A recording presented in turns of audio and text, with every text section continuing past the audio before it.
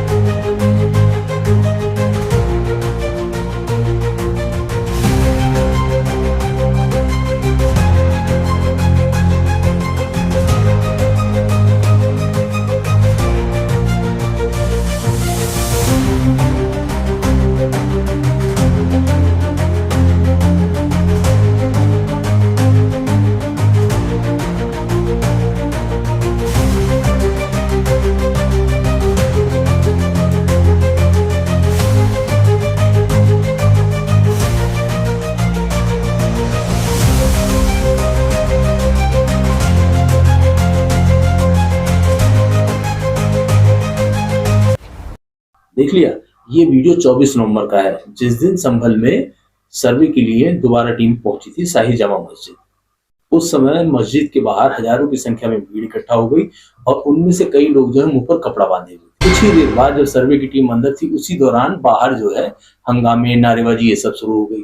किसी तरीके से सर्वे की टीम जो थी उसको वहां से निकाला गया और फिर उसके बाद अचानक ही पुलिस के साथ उनका संघर्ष शुरू हो गया। फिर पथराव, आगजनी, फायरिंग, क्या क्या नहीं हुआ, जिससे संभल की शांति भंग हो गई। संभल की जिला अदालत ने हिंदू पक्ष की याचिका पर सुनवाई करते हुए शाही जामा मस्जिद का सर्वे करने का आदेश दिया था।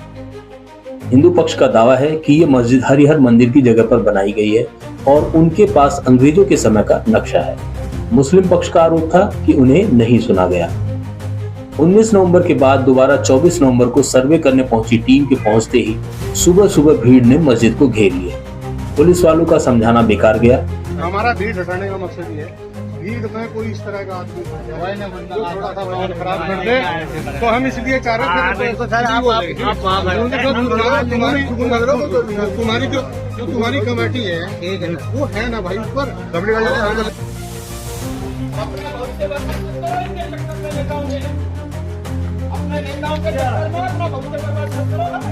किसी तरह टीम निकाली गई और उसके बाद शुरू हुई हिंसा पर काबू पाने के लिए पुलिस को लाठीचार्ज, आंसू गैस और पैलेट गन से फायरिंग भी करना पड़ा।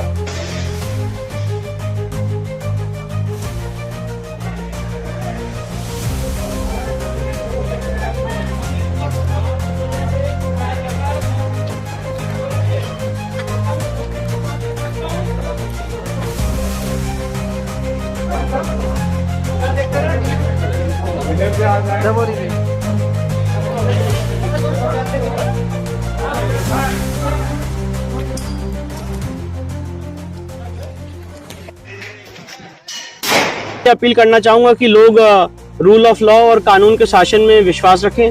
न्यायालय की प्रक्रिया है, ये एक लंबी प्रक्रिया है, तुरंत कोई फैसला नहीं होने वाला है। घटना में मौत भी हुई, स्थानीय समुदाय के लोग ही नहीं पुलिस वाले भी घायल हुए, जिसमें अधिकारी भी थे। ऐसा नहीं कि इस तरीके का दावा पहली बार हुआ है। अयोध्या का उदाहरण हमारे ही, हम तो अयोध्या के जानते ही हैं कि क्या हुआ था, यहाँ कैसे हुआ था। लेकिन अयोध्या के बाद आप काशी विश्वनाथ देख लीजिए, काशी विश्वनाथ ज्ञानवापी मस्जिद का मामला चल रहा है।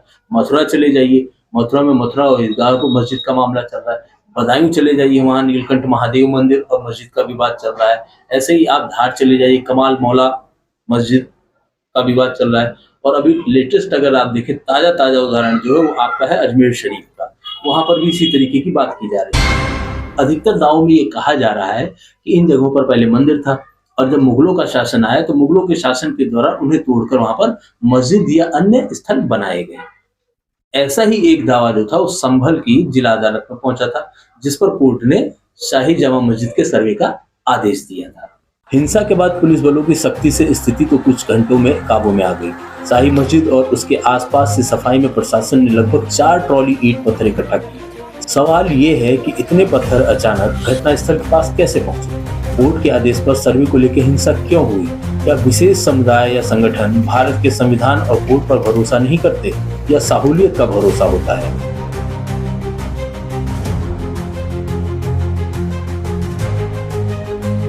हाल ही में बुलडोजर पर भी रोक सुप्रीम कोर्ट ने लगाई, लेकिन दूसरों को कानून, संविधान और शांति की नसीहत देने वाले अपने पर ये सब लागू क्यों नहीं कर पाते?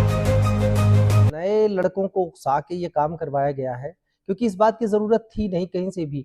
न तो ये जो लोग वहाँ इकट्ठे थे, न तो ये स्टूडेंट है, न तो किसान है, न तो किसी तरीके ऐसा कोई मुद्दा भी नहीं था। केवल सर्वे किया जा रहा था मस्जिद का, और सर्वे का मतलब इंस्पेक्शन है। वहाँ पे लोग इकट्ठे हुए मुंह बांध के आए थे, तो क्या करने आए थे मुंह बांध के? ये था संभल का हाल। लेकिन ऐसा नहीं कि दंगे भारत में होते हैं। दंगों का इतिहास बहुत पुराना है, ठीक है, और विश्व का कोई ऐसा देश नहीं है जो इससे अछूता हो। अभी हाल ही में आपने यूरोप में देखा होगा, यूरोप में कई देशों में इस तरीके के दंगे हुए हैं। अधिकतर दंगों के पीछे जो है वो 3 मुख्य कारण होते हैं। पहला कारण होता है धार्मिक कट्टरता यानी धार्मिक कारण, दूसरा होता है नस्ली कारण, मतलब नस्ली हिंसाएं होती हैं, और तीसरा होता है लिंग आधारित कारण। ये 3 प्रमुख कारण होते हैं जिनके चलते दंगा या हिंसा भड़कती है। दंगों का पुराना इतिहास है। माना जाता है कि दंगों की शुरुआत मिस्र से हुई थी। पहला दंगा मिस्र में लगभग 5000 साल पहले 2 समुदायों के बीच हुआ था। दुनिया में ईसाई बनाने या मुस्लिम धर्मांतरण के दौरान हुए धर्म युद्धों में भी ऐसे दंगों का इस्तेमाल किया गया था। दुनिया की तकरीबन हर सभ्यता में दंगों या सांप्रदायिक हिंसा का इतिहास खून से लिखा गया है। भारत में भी सांप्रदायिकता का प्रयोग हमेशा धार्मिक और जातीय पहचान के आधार पर समुदायों के बीच घृणा और हिंसा के आधार पर विभाजन, मतभेद और तनाव पैदा करने के लिए एक राजनीतिक टूल के रूप में किया जाता है। सांप्रदायिकता की जड़ें भारत की धार्मिक और सांस्कृतिक विविधता में मौजूद है। आपको पता है कि मध्यकालीन युग में इस्लाम के आगमन के साथ ही भारत में इस तरीके की घटनाएं शुरू हो गई थी। महमूद गजनवी और औरंगजेब जैसे कई शासक थे जिन्होंने हिंदू धर्म, कुछ अन्य पंथ या संप्रदाय, उनको कुचलने की पूरी कोशिश की। उनके लोगों को लूटा, उनकी धन संपदा को लूटा, मंदिरों को लूटा, हर तरीके से उनको कुचलने की कोशिश की। वहीं अकबर जैसे कुछ शासक जिनके बारे में कहा जाता है कि उन्होंने सांप्रदायिक सौहार्द बनाए रखने के लिए कई कदम उठाए। उन्होंने मंदिरों का जीर्णोद्धार भी करवाया, कुएं बना, मतलब कहा जाता है कि अकबर जैसे कुछ शासक ऐसे भी थे जिन्होंने हिंदू धर्म की भलाई के लिए भी कुछ काम किए।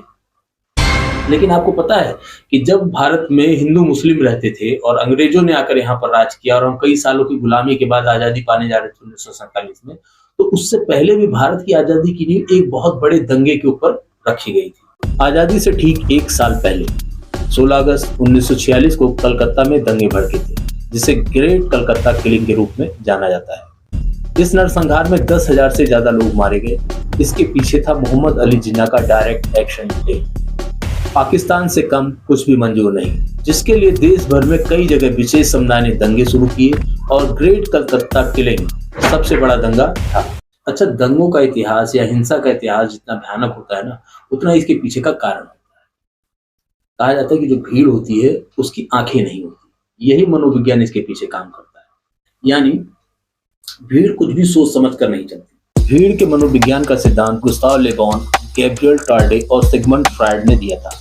रॉल्फ एस टर्नर और लुइस किलियन की माने तो शुरुआत में भीड़ में थोड़ी एकता होती है। मिलजुल कर रहने के दौरान इनके नेता बनते हैं और उन्हीं की अपील पर भीड़ उग्र हो जाती है, यानी किसी के कहने पर इकट्ठा होती है और फिर उसी के दिमाग के अनुसार काम करने लगती है। इसके पीछे सोशल आइडेंटिटी थ्योरी भी काम करती है। भीड़ में अलग अलग सामाजिक समूह होता है जिनके नैतिक और व्यवहारिक मूल्य अलग अलग होते हैं। वक्त के साथ इनके मकसद बदल जाते हैं और ये भीड़ समाज में अपनी पहचान और वर्चस्व बनाने के लिए ऐसी हिंसा में शामिल हो जाती है। अगर हिंसा और दंगों का इतिहास देखें तो इसके पीछे कुछ सिद्धांत या कहे तो थ्योरी काम करती है। वो चाहे सांप्रदायिक दंगे हो, चाहे नस्ली हिंसा हो या लिंग आधारित हिंसा हो, इसके पीछे 4 प्रमुख तरीके की थ्योरी होती है जो काम करती है। अमेरिका की एक स्टडी के अनुसार जातीय संघर्षों, युद्ध या सांप्रदायिक दंगों में पुरुषों की हत्या करने और महिलाओं से रेप करने या उन्हें गुलाम बनाने के पीछे 4 प्रमुख सिद्धांत काम करते हैं। पहला है प्रेशर कुकर थ्योरी। युद्ध, गृहयुद्ध, हिंसा और दंगों में खुद को ताकतवर साबित करने की कोशिश होती है, जिसके लिए कमजोर सबसे अच्छा शिकार होते हैं, उसमें भी खासकर महिलाएं, बच्चे या बुजुर्ग। दूसरी थ्योरी होती है स्ट्रेटेजिक रेप थ्योरी, जिसमें दुश्मन को नीचा दिखाने के लिए रेप को हथियार की तरह यूज किया जाता है। रेप लड़ाइयों के दौरान का सबसे जहरीला और खतरनाक हथियार है। अफगानिस्तान, इराक, सीरिया में वॉर के दौरान या हिंसा की घटनाओं में ऐसी खबरें आपने भी सुनी होंगी या देखी होंगी। तीसरी थ्योरी है फेमिनिस्ट थ्योरी। इसमें भी महिलाएं ज्यादा शिकार बनती हैं, जिसके पीछे होती है महिलाओं से नफरत और उन पर हावी होने की कुंठा।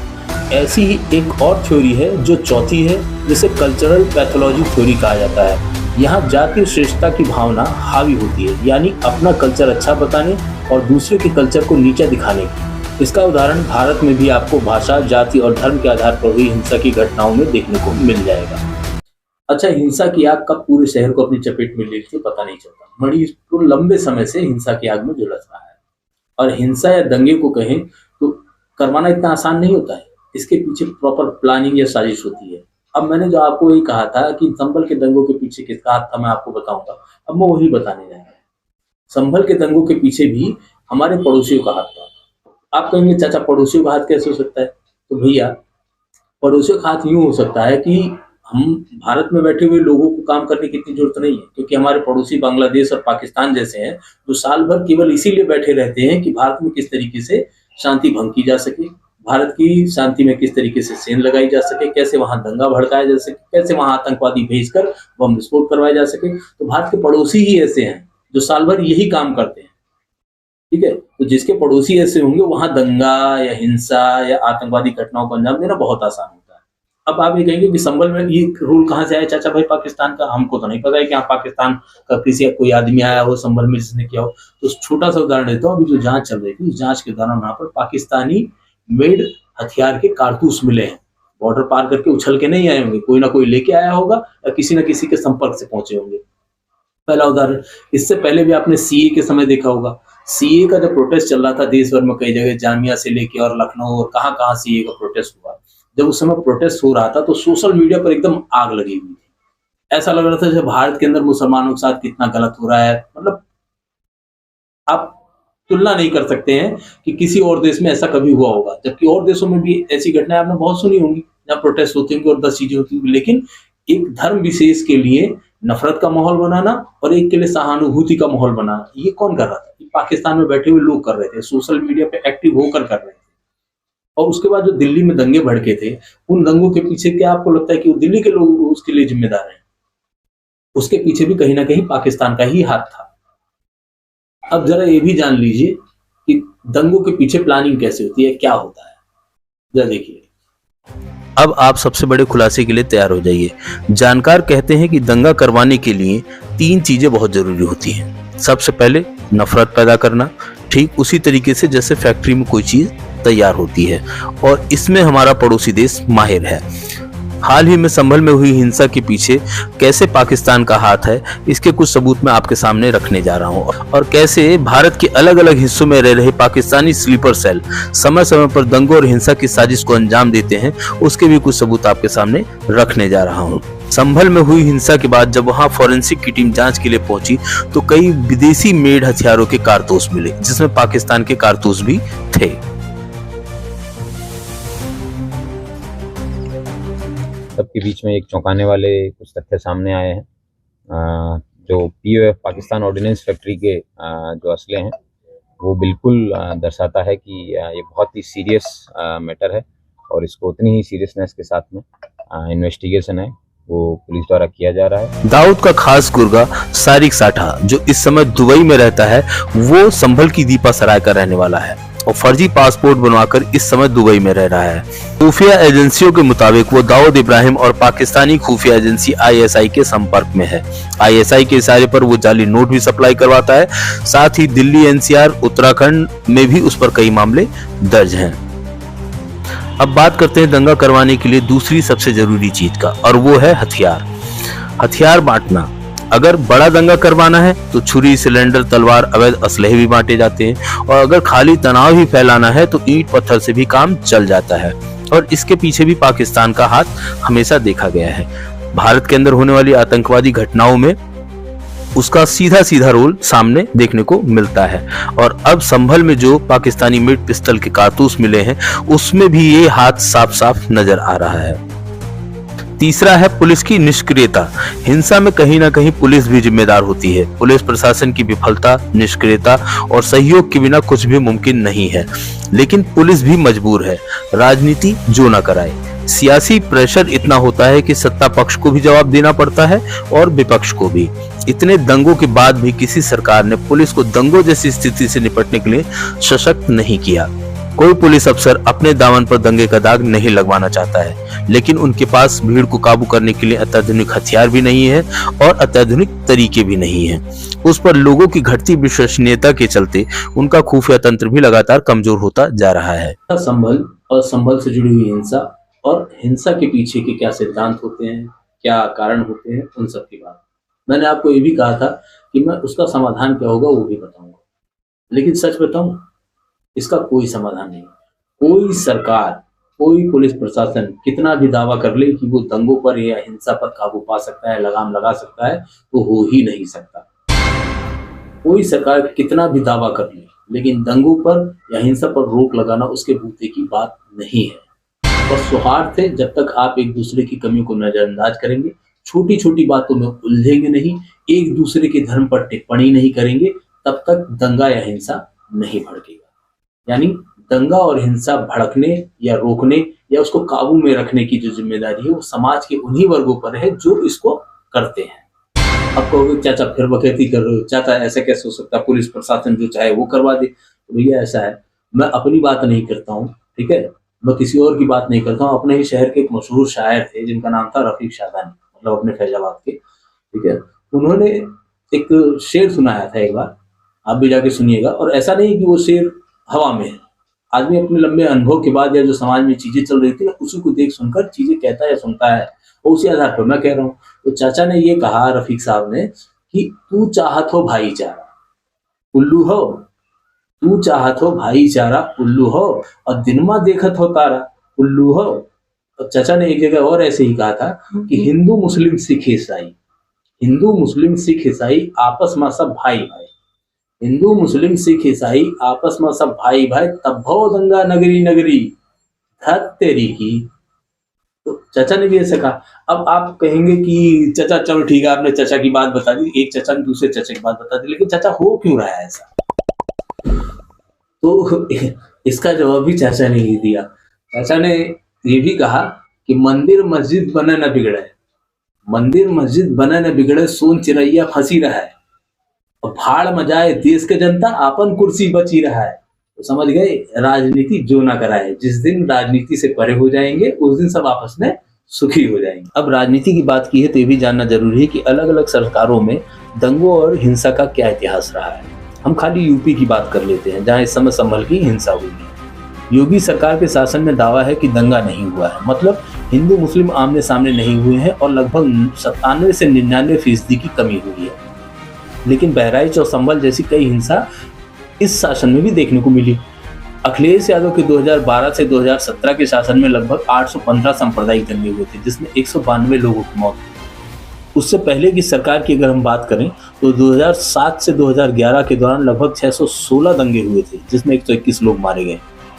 तो हिंसा और दंगों का दौर कम ज्यादा हो सकता है, रुक नहीं सकता।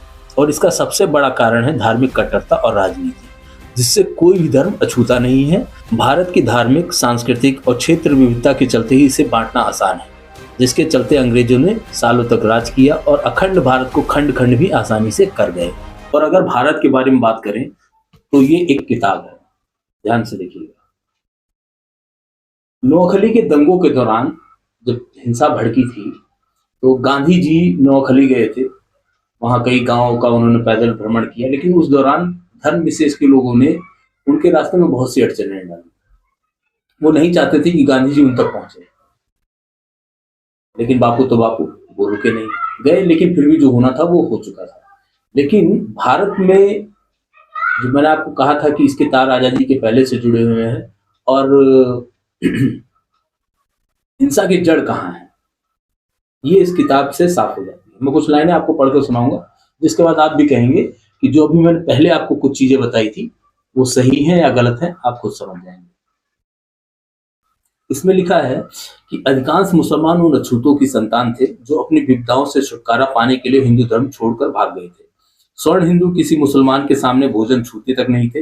अगर कोई मुसलमान किसी हिंदू के चौके में चला जाता तो सारा चौका भ्रष्ट हो जाता था। किसी मुसलमान का हाथ छू जाने मात्र पर ब्राह्मण को घंटों पूजा पाठ करना पड़ता था, तब जाकर कहीं वो शुद्ध हो पाता था। आगे लिखा है कि नोआखली के जिन गांवों में गांधी जी जाने वाले थे उनमें हिंदू और मुसलमान दोनों ही रहते थे, ठीक उसी तरीके से जैसे भारत के उत्तरी भाग में बिहार, उत्तर प्रदेश, पंजाब के हजारों गांव में। अब आगे ध्यान दीजिएगा, जो मैंने आपको बताया ना अभी कि दोनों एक क्यों नहीं हो सकते, धार्मिक कट्टरता कितनी है इनके बीच में। अब उसका सीधा जवाब आपको यही मिलेगा, हजारों गांव में, लेकिन वो भौगोलिक रूप से बटी हुई अलग अलग बस्तियों में रहते थे। ये सीमा सड़क या पगडंडी के रूप में होती थी, जिसके एक ओर कोई हिंदू नहीं रहता था और दूसरी ओर कोई मुसलमान नहीं रहता था। दोनों धर्मों के लोग सामाजिक स्तर पर आपस में मिलते जुलते थे, एक दूसरे के त्योहारों में भाग लेते थे और काम करने के अपने मामूली औजार भी मिल बांट कर इस्तेमाल करते थे। ऐसा लगता था कि आपस में उनका मिलना जुलना बस यहीं तक सीमित था। दोनों आपस में विवाह होने का तो प्राय सवाल ही नहीं उठता था। दोनों संप्रदाय के लोग अलग अलग कुओं से पानी भरते थे और स्वर्ण हिंदू अपने कुएं से कुछ दूरी पर स्थित मुसलमान के कुएं का पानी पीने की बजाय मर जाना पसंद करते थे या बेहतर समझते थे। धार्मिक कट्टरता हमारे देश में आजादी के पहले की है, अब की नहीं है या 2014 के बाद नहीं आई है, ये पहले से है और इसीलिए कहा जाता है इसको खत्म करना मुश्किल ही नहीं नामुमकिन है।